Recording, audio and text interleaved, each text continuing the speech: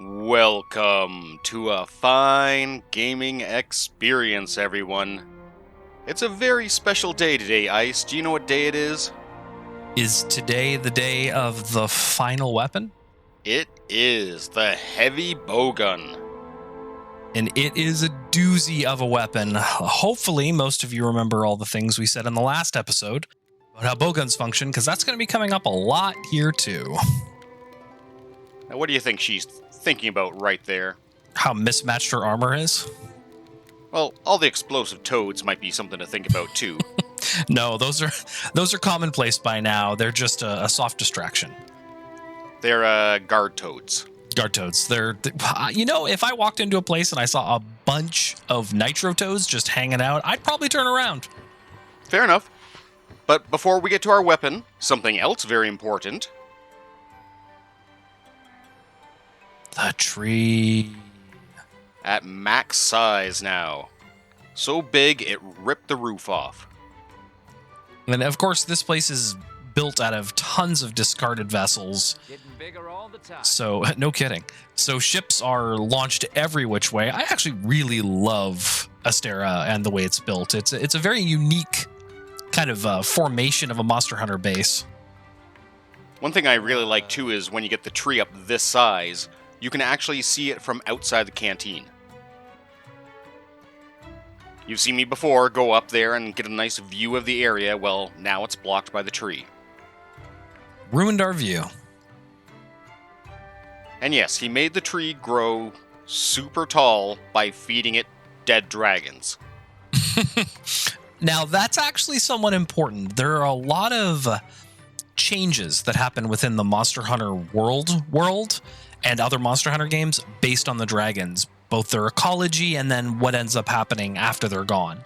So dragon parts are kind of considered, we'll say, dangerous materials to play with. Lots of goodies. Yep, speaking of materials, I can now farm 3 at once, and with the fertilizer I have, I can boost all my other fertilizers at the same time. Now, unfortunately, you can only do 1 fertilizer after each quest, but you can write yourself a little plan of what you're going to build. I tend to play really conservatively, and I make sure I have the same type of things, like I'll grow all bugs, or all bugs and honey, I think it is, or I'll try to grow all plants at the same time, just so it's a little easier for me to remember. But for most people, once you get soft soil, you can just stack whatever bonuses you want, just keep refreshing that. As long as you remember to go back to your tree. And that's my problem. Now, this is actually just a very high potency gun, and I'm glad you're using it. I know where you're going with it, too. It's so ugly to start with, though. It is. Yeah, it is a very weird-looking weapon. It almost looks sick. It does. Are we going the Dodo way? Yes, we are. I love the Gamma Cannon. It is probably the Gamma Cannon. But maybe is it Dodo Gamma or Dodo Gamma? I feel like Dodo Gamma sounds more Japanese, so that's what I'm going with. That's what I usually call them, so... Now, look at the recoil on that. The recoil +3 on a lot of those things, that is actually not a good thing you want to see. That means you're going to get knocked back a lot with those things. Also, the reload being very high, but this is a powerful weapon. It has some tremendously strong ammos, and if used right, it is just potent. And one thing that's very interesting with it is it has a lot of interesting upgrades. Before, we kind of went with the recoil suppressor. This time, reload assist is a little bit more important. Yeah, especially when you're looking at those really long times. Now, the shield mod is special. I'll let you explain how cool this one is. Shield mod is so cool. Basically, as long as you're aiming at your target, your shield is activated. You can't be firing, and you can't be moving away from the target. It is a forward-facing shield, but it is very, very potent. You can actually move around a little bit with it. The Wyvern Snipe one is something I was testing out but didn't want to play with this fight. It basically gives you a sniper scope. Yeah, a lot of these are added in the expansion. So they added a couple different things. I was actually playing with a light bowgun the other day that had a new ability I'd never played with, kind of lobbed the shots, and I was very confused, and that was a terrible fight. We barely scraped by that one. Sometimes those are the most interesting, though. Yeah, arena fights are no joke, and if you're used to your specific setups and skills, they really send you for a loop. Now, time to get a little bit more matched here. I traded off getting the second shield upgrade because if I just change my pants, I can get a huge guard boost and have the ability to block unblockable attacks. And some great things here. What the guard bonus actually does is it reduces stamina consumption. It also less knockback when you get hit. So it's very good for something like the bowgun where your positioning matters a lot. The big bonus of guard up, actually we probably won't see too much use of that, but there are several skills in the game, mostly done by the strongest enemies you face, that cannot be blocked. This overwrites that rule and allows them to be blocked. Mind you, you need a lot of stamina. You need to make sure you time your blocks right, but it at least gives you the capacity to block some of the strongest stuff in the game. Speaking of strongest stuff, this is one of the highest optional quests we can do right now for Azur Rathalos. We saw him before. Yeah, we saw him flying around down in the Elder Recess. And he's an interesting dragon. Now, if you fought Rathalos before, much like Rathian and Pink Rathian, you should expect the same sort of play, but with a couple little caveats. Azur Rathalos is much more agile within the air and tends to like going towards its fire attacks almost equivalently to its poison attacks thanks to its tail swipes. He loves being airborne. As you'll see in this fight, it's not like when I was fighting Rathian the first time. He'll be in the air for 90% of this fight. You're going to see much bigger clip sizes, much bigger ammo capacity. Slicing is not a good example here, but the heavy bowgun holds lots of ammo at once, and kind of, you want to act as a turret. You stand in one place and you unload. This is, I would say, probably Brix's preferred weapon between the light and the heavy. Definitely.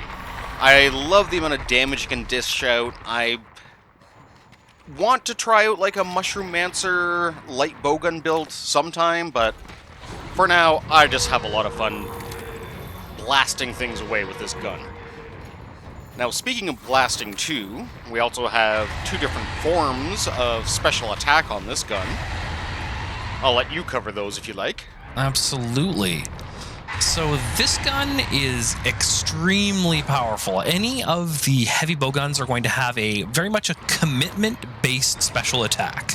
And I say commitment-based, I mean that you are going to need, 100% need to pick your opportunities.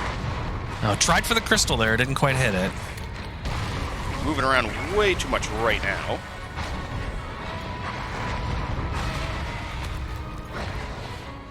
I hate it when he flies so low there. It's almost like you could just start hitting him.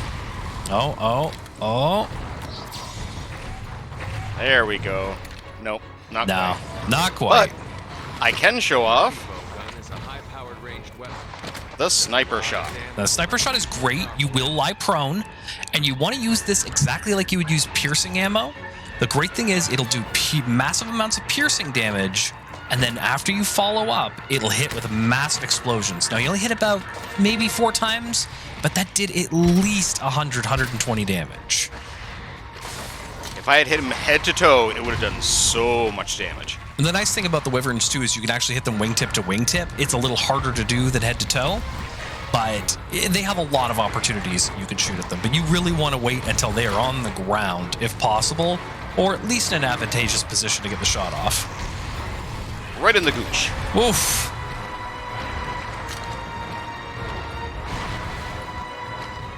It might be kind of hard to tell with the bowgun, but Azur Rathalos has a armored plate right behind his head and down along his spine for a bit there. Our shots would normally be bouncing off pretty easily, even with highest sharpness weapons right now if I was going melee. That's about the safest place to hit him. That was a great use of the shield there. If you notice, he spaced his shots out. Now, unfortunately, that got hit in the side, and the shield wasn't quite primed yet. But those shots that come in, those attacks that come in straight on, the guard allows you to just block and keep firing. Do watch yourself, though. Enemies that have 2 hits on a lot of their attacks, which a lot of later monsters do, are going to trip you up if you decide to attack between the first one. With all the guard boosts and whatnot I have right now as well, I'm only losing a little bit of health when guarding and a bit of stamina. You will lose stamina, so that's something to really remember. Luckily, this weapon doesn't use a lot of stamina, and unlike the light bow gun, seeing as you're not dodging, all you really have to worry about are your blocks and your occasional rolls. I can still dodge, but yeah, I don't get any fancy double dodge or stuff like that. And as you saw, I blocked a fireball. Mm-hmm. And if you watch, look at the movement. That is greatsword movement there. That is one of the heavy weapons, like the greatsword, the lance. A lot of people think the hammer's like that, but it's actually not. The hammer's quite an agile weapon for as much damage as it does. One thing you have to be very careful with the heavy bowgun is how often... Oh. Great shot there. You see how much damage that does. And... get a blasting with some nice spread shots to the face here. And this is one of the neat things heavy bowguns get a lot. We won't get many of the triple fire shots like the light bowgun gets, but we will get automatic reloads.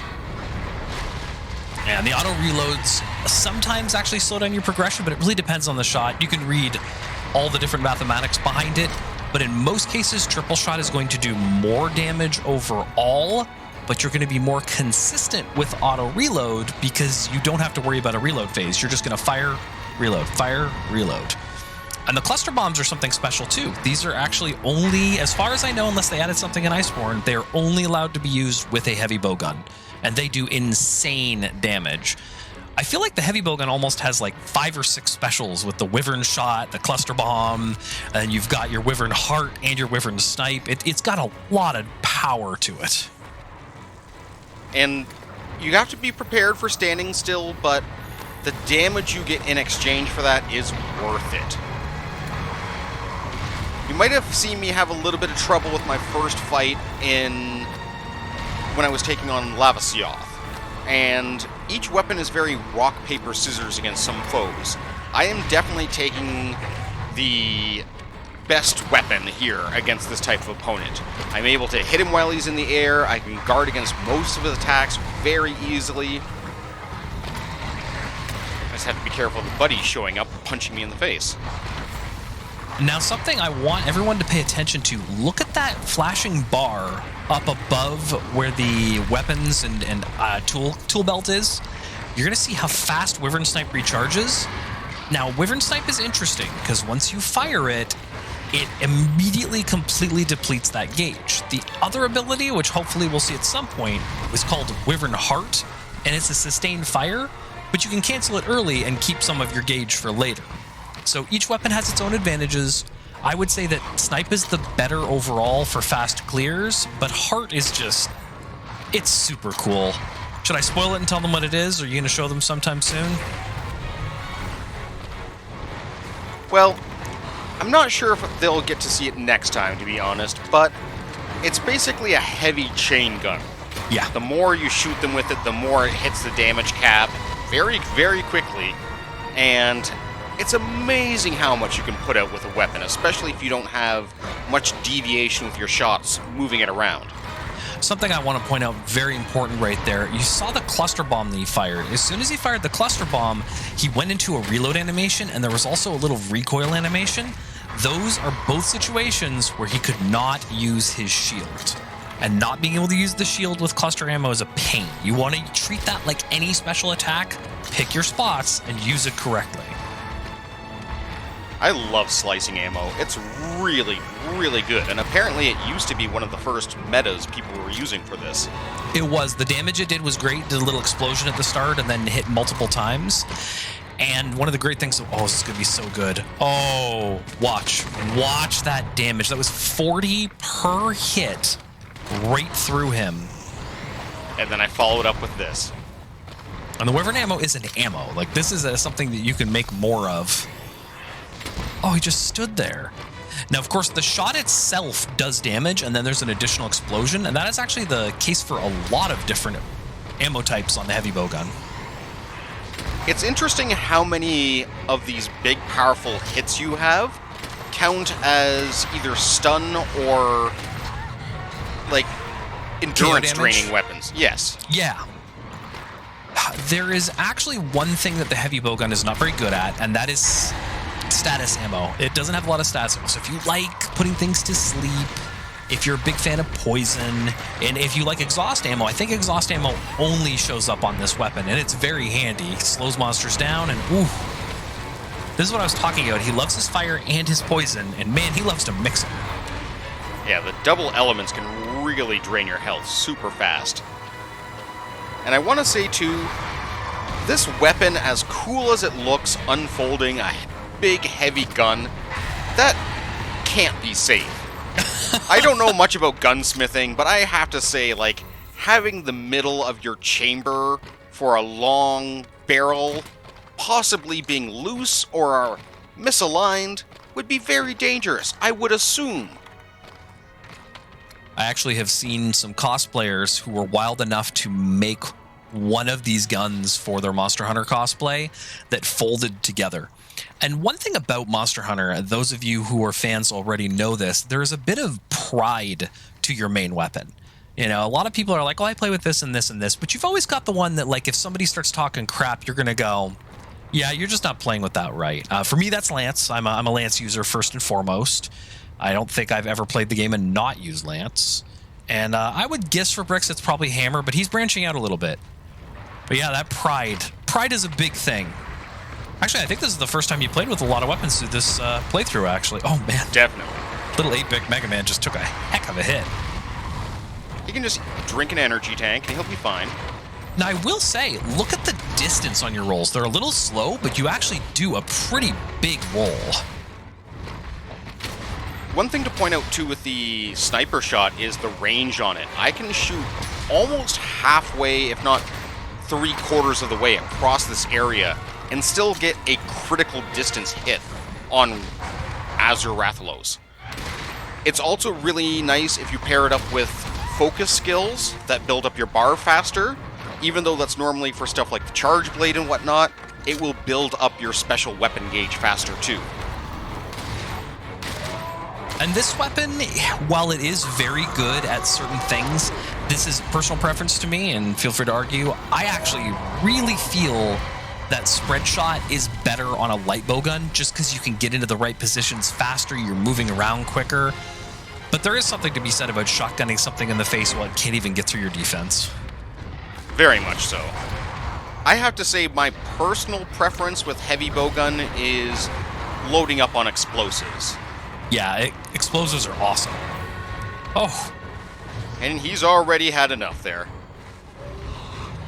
Yeah, some of the speed runs, there's actually a group of people on YouTube, I can't remember their names right now, but they do a lot of speed runs, and they've done 4-man all-heavy bowgun cluster bomb runs on enemies, some of the early enemies that you would fight in the game, and it was amazing. I think they could drop some monsters under a minute, maybe even under 20 or 30 seconds, just from proper cluster bombing. And lots of barrels. All the barrels. There is a particular purple creature we'll meet, not too far off actually, that I love using the heavy bowgun for. I've tried using other ones against him, and if you know who I'm talking about, oh, he is just a pain in the ass. You know, I don't actually know, because there's several different ones. Now I'm going to have to think about it. You know what? You can tell me, and they can just have it edited out and never know. Let me hit with... Oh, he told me. Yeah, and funny enough, the monster he mentioned, I've actually never beat before. Because you suck. It is because I suck. This is true. You'll have to edit that one out too. No, I'm keeping that one in. I'm sorry. The truth is, the monster that he's talking about comes from a crossover event, and that's something you're going to start noticing once you beat kind of the main game, is all of a sudden you're going to have lots of weird visitors coming into your world who are going to tell you to do quests kind of different than what you're used to doing. They've done Final Fantasy crossovers, Witcher crossovers. They've done Street Fighter crossovers, but you're not really fighting anything. God, that head is the weirdest. Even the Mega Man armor there that I got, when I do that mission, it plays Mega Man music during the fight. Yeah, unfortunately, you don't fight any Mega Man enemies. Some of the crossovers are very subtle. Some of them are just kind of like, hey, yeah, we're Capcom. We're going to put some stuff in from our other titles. The big crossovers, I don't think the Assassin's Creed one was huge, but they did an Assassin's Creed one based on Assassin's Creed, I think it was Origins. Final Fantasy XIV one, which actually they did a crossover in Final Fantasy XIV considering Monster Hunter, which I just did. It's phenomenal. I won't get into talking about 14. That's my new addiction right now. I love this set. The strategist spectacles are great, and look at the skill on them. Critical Eye. Critical Eye 2, no less. And even the Feline one had 3 ranks of Palico Rally, which will really, really help if you're playing solo. I love the look of the Legiana set. I think it's such a cool looking setup. Surprisingly, I hadn't shown it off, even though I'm wearing 2 pieces of it. It has 2 skills on it too, and one of those, the Bow Charge Plus, if I remember correctly, I think it raises the damage. It gives you an extra tier to the bowgun, right, for when you're charging up for the big blast. And if nothing else, just the good luck bonus is always nice. Yeah, but good luck is great. You honestly, once you start getting to this point in the game, start building a farming set. Build a set with a weapon that you're very comfortable with. You can take on many different enemies with a good number of skills to complement that specific weapon, and try to pack as many skills as you can into it for giving you additional drops. Additional drops are a big deal. And have we collected that specific Palico gadget yet that helps with getting drops? I don't think we have. I've done all the basic Palico quests. It's all but the Elder Recess one I have to do now. Gotcha. And is that the one? No, that one was, the one I'm thinking of is the Plunder one Blade. that gives you extra parts. Plunder Blade, yes. The Plunder Blade is amazing. Please use that. It does unfortunately mean your Palico is somewhat more useless in the fight. I'm a hunting horn person. I love my Palico using the horn, just because horn users are the best, even if they're your Palico. You might have been a little confused there too, why I was still wearing the Palico head, even though I was showing off the armor. It's because I was wearing that actual piece of armor, so it didn't auto-equip it. I love the Odo sets. Oh, This is such a cool armor, and the female set. I normally like crap on the female sets a little bit, but they are a lot cooler than the male sets. and the skills on it, punishing draw is amazing. If you are using a weapon like the longsword or the greatsword that you're constantly putting back on your back through skills or just because you want to move around faster, you get massive bonuses, and the other ability, Protective Polish, is incredibly good. Let's say you find a weapon that has white sharpness, which is the highest sharpness you're going to find on anything at this point in the game. If you manage to find something with white sharpness and it's just a little bit on there, your Protective Polish means after you sharpen, it won't deplete at all. It's kind of like a little bonus point where your weapon loses no sharpness. So as long as you keep sharpening, you can keep your damage up super high. Not to mention all the skills that just naturally come on this, like Critical Eye, the Quick Sheath is good with those weapons you really want to be using for your quick draw attacks. It's very good with bows. In fact, there's a special technique for bow where you draw from a charge up directly into your Wyvern Snipe. So you don't fire any shots, you just go right into your big ability, and it's devastating. I've watched people use it for speed runs, and it's crazy. Also, speed sharpening, like you said, I love speed sharpening. I honestly wish I didn't have to sharpen at all, but it is a part of your gameplay, and you have to learn how to use it. Unless you play ranged. Unless you play ranged or get addicted to fishing. This is another really cool armor set. Out of all the dragon sets, the Azure sets are probably my favorite. And there's some great bonuses on them. So good. This is, like I said, there's a reason it's one of my favorite sets. Fire defense is crazy on it. I will warn, though, it is some of the worst dragon defense you're ever going to see. There aren't a lot of actual enemies that use dragon attacks. If an enemy is like a special type of dragon, doesn't mean it uses dragon attacks. In fact, it's more likely you're going to see it against, well, we're going to be fighting him soon, but there's a special enemy that has a breath weapon that does dragon damage. But besides that, that's not a big issue, and the ice really isn't that big an issue either. There's only a few monsters that use ice, at least till the DLC. And another one with the piercing shots. That would have been great to get before I pulled out my bow guns, but still, I can show it off later with these guys. It's a small boost. If you get it to second level, I believe it might be a 5% at that point. It might be 5% for the first level and then 10% for the second, in which case that's pretty good, but I think it was like 2.55. I honestly don't know the numbers on that one off the top of my head, but it's still a nice boost to have. I thought it was a little higher than that. So you're going to start building Rathalos pieces? Well, there is another special event mission open right now where I fight a Azure Rathalos and a Dodogama for a special set. Ah, I know which one you're talking about. I'll be showing that off next time, but right here, just look at that skill. Critical Element. Not to mention Mind's Eye. Just being able to have your attacks not bounce off is so nice. Now, the interesting thing, shortens the distance before ammo kind of hits full capacity. I can't remember how that works on the bow guns, but I do know it helps your charges out and helps your damage out quite a bit on the bow. It gives me a better critical range, basically. Okay, that's good. Oh, look at all those spiders up there. I wonder what I can do to piss them off. I know. Let's mess with their web. You're gonna lose your hand. You'll see that one slowly coming down, so before it actually does anything too mean, I hope you join me next time, and take care all.